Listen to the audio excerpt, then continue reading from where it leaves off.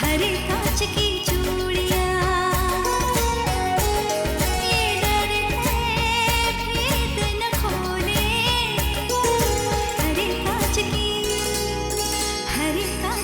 चूड़ियां, हरे कांच की चूड़ियां। दीदी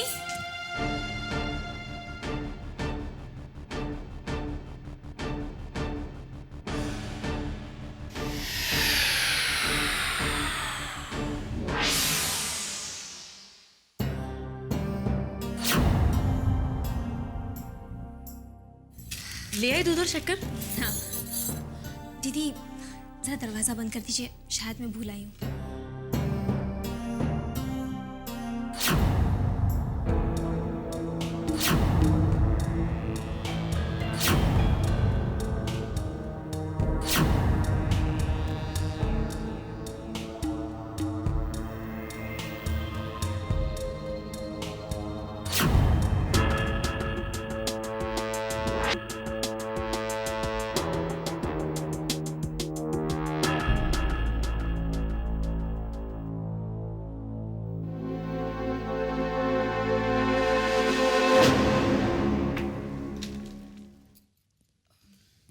साहब, आपसे एक जरूरी बात करनी है, बुरा मत मानना। वैसे मुझे भी ये बात करते हुए जरा भी अच्छा नहीं लगता, लेकिन सीधे सीधे कहो, क्या कहना चाहती हो?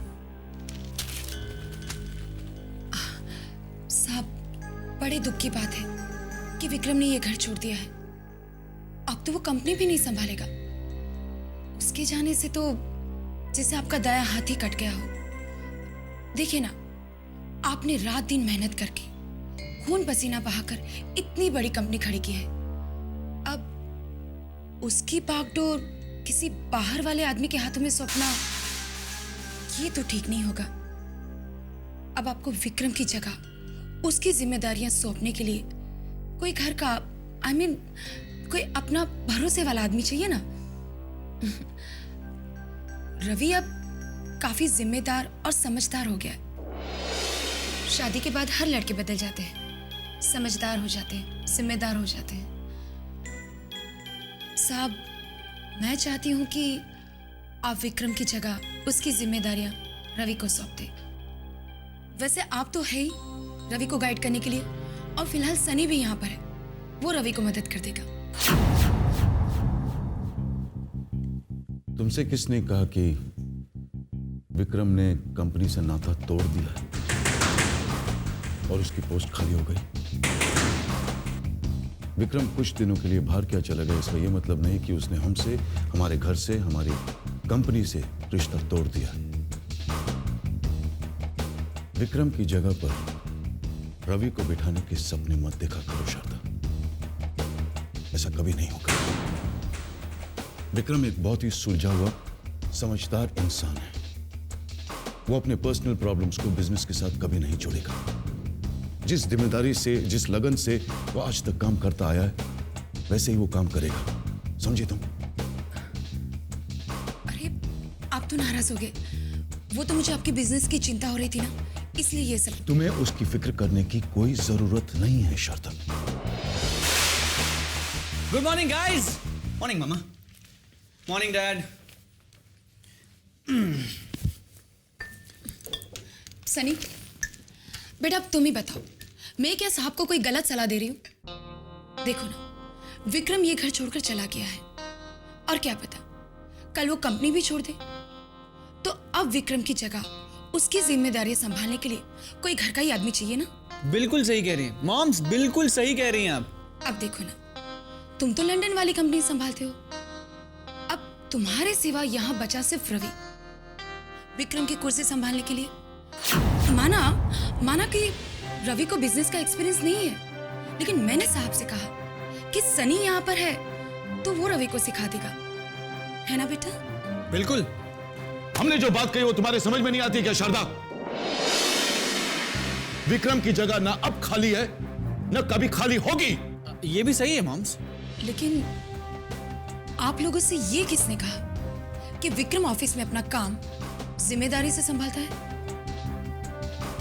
हाँ ये भी सही है, बिल्कुल सही है। इस बात की क्या गारंटी है कि विक्रम भैया आज भी ऑफिस आ रहे हैं और उन्होंने ऑफिस आना बंद नहीं किया है? लेकिन मम्मा मैं क्या कहता हूँ, हम लोग यहाँ ब्रेकफास्ट टेबल पे बैठ के डिस्कस क्यों कर रहे हैं? एक काम करते हैं, ऑफिस फोन लगाते हैं और देखते हैं कि विक्रम भैया ऑफिस में है या नहीं है।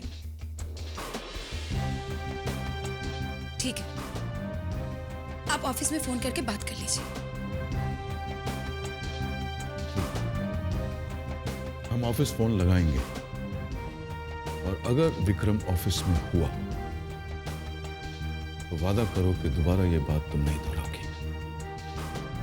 मंजूर है? मंजूर है, लेकिन आप भी मुझसे एक वादा कीजिए कि अगर विक्रम ऑफिस में नहीं हुआ तो आप आज ही रवि को विक्रम की कुर्सी पर बिठाएंगे। मंजूर है? मंजूर है।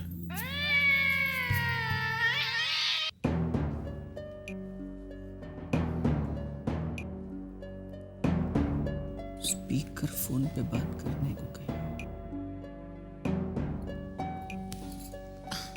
साहब, आप स्पीकर फोन ऑन करके बात क्यों नहीं करते?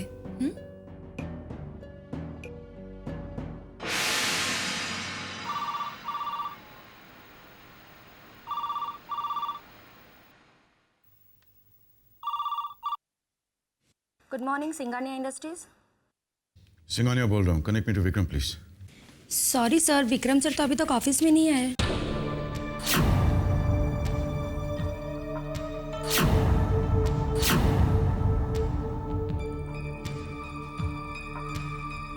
तुम कितने बजे आई थी?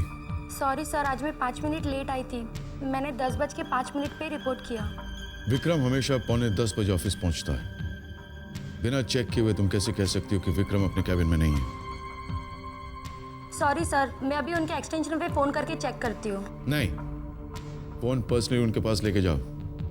Do not talk to him on the intercom. Okay sir.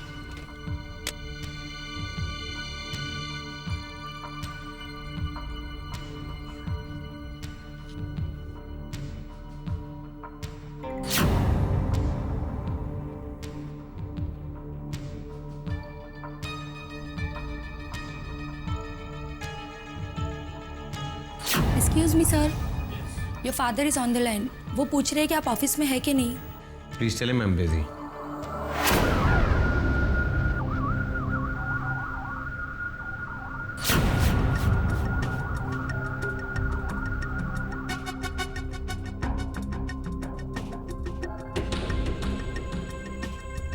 Sorry sir, आपने ठीक कहा था, विक्रम सर अपने कैबिन में ही थे, बट इस वक्त वो बिजी है। It's okay, thank you very much.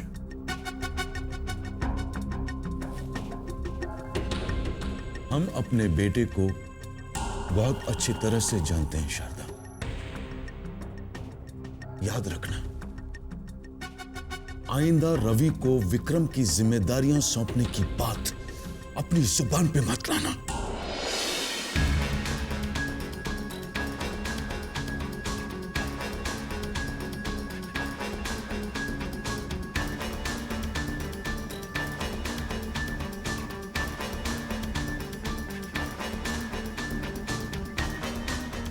Can I? Yeah, sure.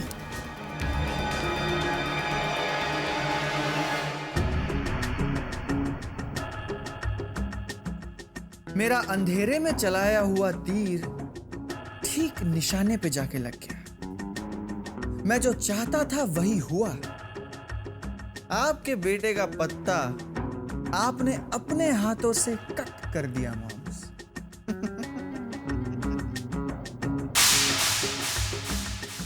जी, आपकी कंपनी में वैकेंसी निकली थी, उसी के बारे में मुझे बात करनी है।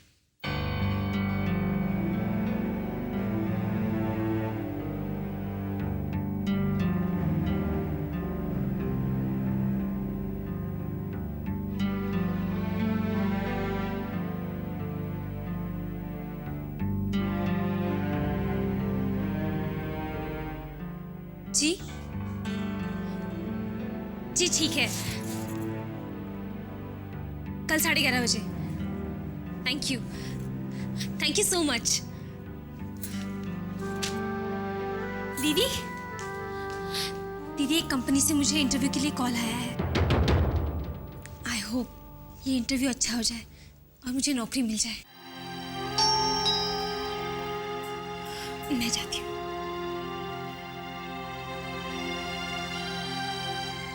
काश कुछ ऐसा हो जाए कि विक्रम और शामली एक हो जाए, शामली अपने पति के घर चली जाए। मैं नहीं चाहती कि वो नौकरी करे और मुश्किलों भरी जिंदगी जिए। किसका लेटर है शामली? दीदी किसी फाइनेंस कंपनी का लेटर है। देख तो क्या लिखा है इसमें।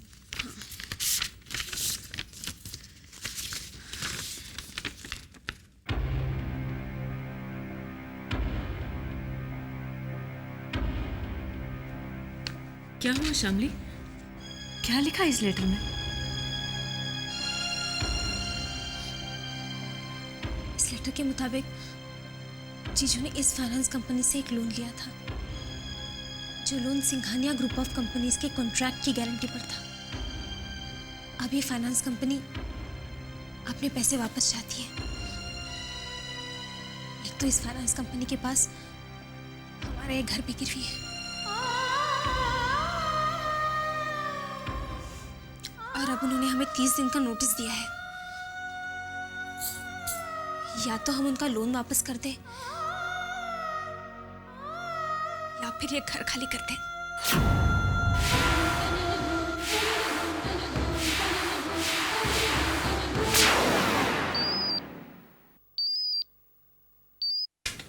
हेलो विक्रम बेटा, लंच में क्या खाओगे?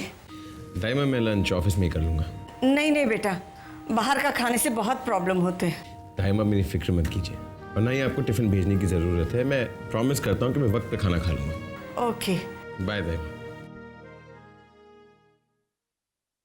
हाय। आई एम सॉरी, मैं बिना नॉक किए आ गई। आज कहीं लंच पर बाहर चले? पूजा, तुम अच्छी तरह मेरा जवाब जानती हो। विक्रम, अब तो तुम्हारा जवाब ना नहीं होना चाहिए, क्योंकि अब तुम भी मेरी तरह अकेले हो गए हो। तुम्हें भी किसी के साथ की जरूरत है। विक्रम, तुम्हारी जिंदगी ने यू टर्न लेना शुरू कर दिया है। What nonsense? किसने कहा तुमसे ये सब? क्या ये सच नहीं है कि तुमने अपना घर छोड़ दिया है क्योंकि श्यामली ने तुम... Shut up, Puja. I've told you 10,000 times don't interfere in my personal life.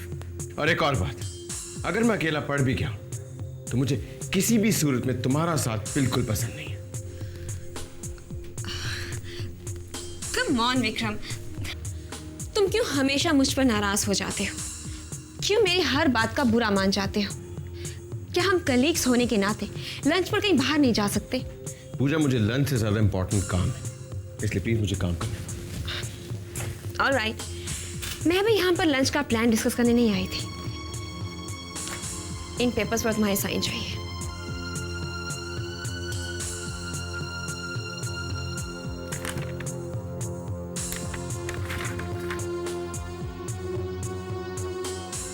इस मटेरियल की सप्लाई के लिए नया सप्लायर अपॉइंट किया जा रहा है।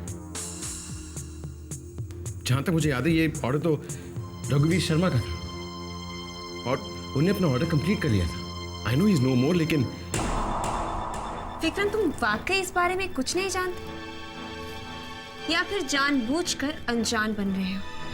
क्या करने की कोशिश कर रही हो तुम? मिस्टर शर्मा ने एक कंसाइनमेंट हमें टाइम पर डिलीवर कर दिया था,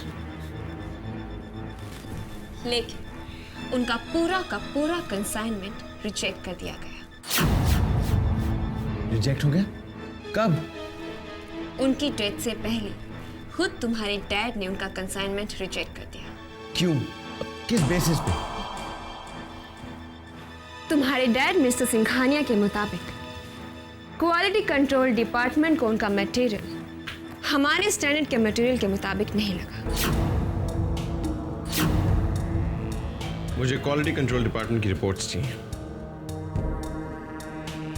इमीडिएटली। ओके।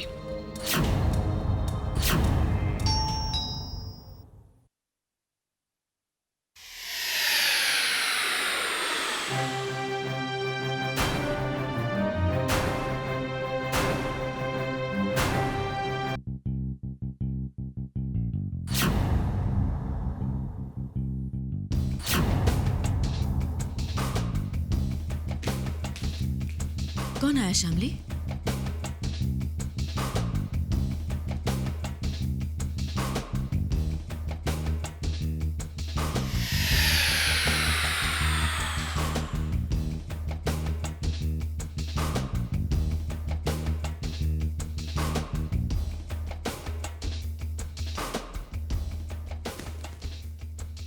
नमस्ते रश्मि जी। रघुवीर जी की मौत पर हमें बहुत अफसोस है। I am really very sorry.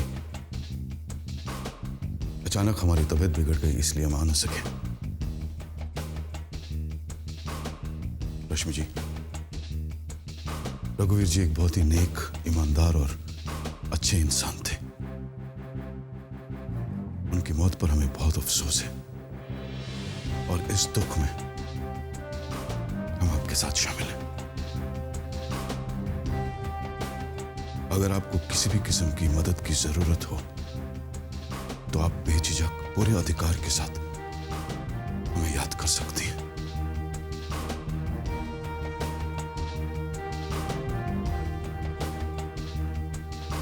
शुक्रिया। दरअसल हम शामली से कुछ अकेले में बात करना चाहते हैं, अगर आपको एतराज न हो तो।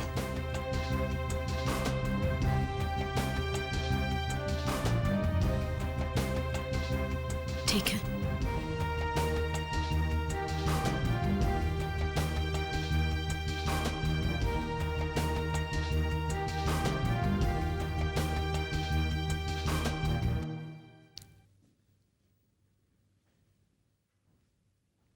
शामली बेटे,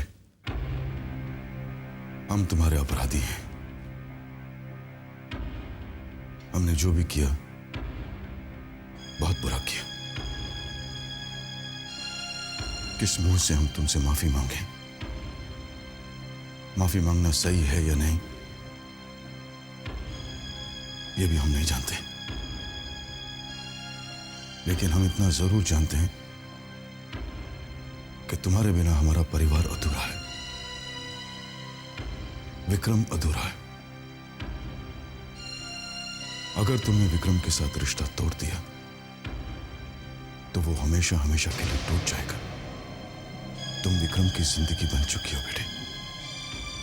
हम मानते हैं कि हमने तुम्हारे साथ जो भी किया गलत किया। तुम्हारे साथ जो भी नाइंसाफी हुई है उसकी वजह यह नहीं कि हम एक बुरे इंसान हैं, बल्कि एक भावुक पिता हैं। भावनाओं में बहकर हमने तुम्हारे साथ गलत किया, लेकिन उसकी सजा विक्रम को मत दो। तुम हमें जो भी सजा देना चाहती हो हमें मंजूर है, लेकिन प्लीज विक्रम की जिंदगी में लौटाओ।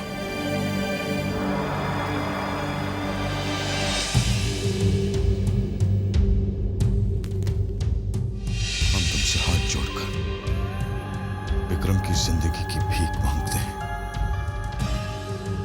अगर तुम वापस नहीं आई तो विक्रम हमेशा हमेशा के लिए टूट जाएगा और हम अपने